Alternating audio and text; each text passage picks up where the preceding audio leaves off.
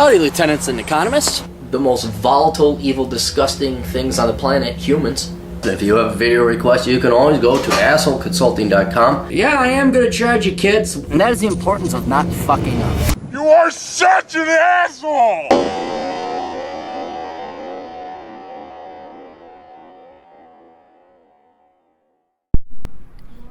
Hey guys, the old captain here. We got a video request. I gotta be a little bit quiet because we're over at Macarran International Airport, and my flight's been delayed. And you gotta weave gold, make hay, whatever the hell they call it. So this is a video request. If you have a video request, you can always go to assholeconsultant.com and send me your questions there. And you'd send me your money, which would be my money after I give you my advice. Actually, you give me the money first, then I give you my advice. Anyway, a young lady writes, I write to you for a video request about this question. How do you build and maintain your self-confidence and self-worth? I think most of your viewers and friends would agree that one of the most attractive things about you is your confidence, which, while mighty high and I didn't make this up, honest to God, guys, I'm not sock puppeting my accounts. While mighty high and charming is not arrogant. Oh, I might disagree. I would love to have your self-confidence and sense of self-worth. I have always struggled with low self-esteem and low confidence. Please also delve onto the topic of how you manage to not let your insecurities and flaws bother you. You mentioned that you are 5'9", which is in your own words a bit short. Your height is the national average height for a male, but probably a bit shorter than that of the average Caucasian male. That's the fucking guy. This broad has been harassing me all day. Jessica Fieldbrook, please dial 0 on an airport courtesy telephone for the operator, Terminal 1. How do you not let your height... Oh, here we go. Ensure than the height most women would find ideal. How do you not let your height bother you in your dating, professional, and personal life when society makes height a very important factor for males in both dating and professional life? Many of my male friends are taller than you are and still insecure that they have not hit the 6-foot mark. Where some of my friends who are below 5'6" really struggle with their confidence, sometimes leading into a great psychological depression. Hell, even some of my female friends and I, even though we have less pressure in this area, feel bad for being shorter than of average height. Please make a video explaining how you built your confidence in your youth, how you raised it as you age, and how you maintained your self-confidence and self-worth so that I and others could boost our own confidence and self-worth. Thank you, Angela. Alright, well, here's the deal. Let's separate the two things. One is the height, and the other being how do you get self-confidence. The height is your height, and you're a freaking moron worrying about your height at all. It is, what it's going to be. If you're short, you're short, and I'm short. And it never bothered me like that. That's one thing, and maybe it's because I'm very close to the average height. It never really bothered me that much, or I didn't take notice. I guess in hindsight, I kind of noticed a couple taller girls after we went on a couple dates, and I thought it went well. They didn't call me back. Certainly that could have been towards height. But it never dawned on me, in part because I was maybe perhaps a little brainwashed in my youth, where men my age were taught women weren't that shallow. Women would not care about height. They just cared about sensitive 90s and that and all this other bullshit. So I never really thought about it. But as I've gotten older, and you look at, especially as women, especially with online dating, that became more prominent, that women insist you must be 6 feet tall when the woman is 5'4". Height is very important to women. It's almost like being skinny for men. But the great thing about how to turn this into confidence is that unlike fat, your height... Jessica Fieldbrook, please dial 0. Jessica Fieldbrook, please dial 0 on an airport courtesy telephone for the operator, Terminal 1. Unlike fat, your height is not under your control, and therefore you should not worry about it. Like, you're stuck at your height. You could certainly drink more milk, and you can do it, but whatever, it's genetically set for you. So since it's outside of your control, there's no point of wasting a single second or calorie of energy worrying about it, male or female. Your height is what your height is. Those are the cards you got dealt, and that's it. You got to suck it up. Now, for women, I don't know why women are worried about height, so I would dismiss that because no man really cares about your height. I know there are some weird guys who care about women being taller than them. I think they're fucking nuts. But most guys don't care about you short, tall, as long as you're skinny and hot. That's all we really care about. Now, for men, if you're short, yes, go ahead, ignore it. But don't let it stop you either. I think, shoot, my girlfriend is 6 feet tall. I did slay. May I have your attention, please? Paging Paul Grammons.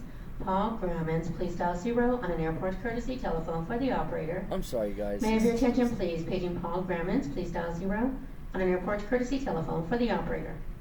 I swear to God, I'm going to upgrade to the United Club. I've had no trouble slaying and fucking taller women.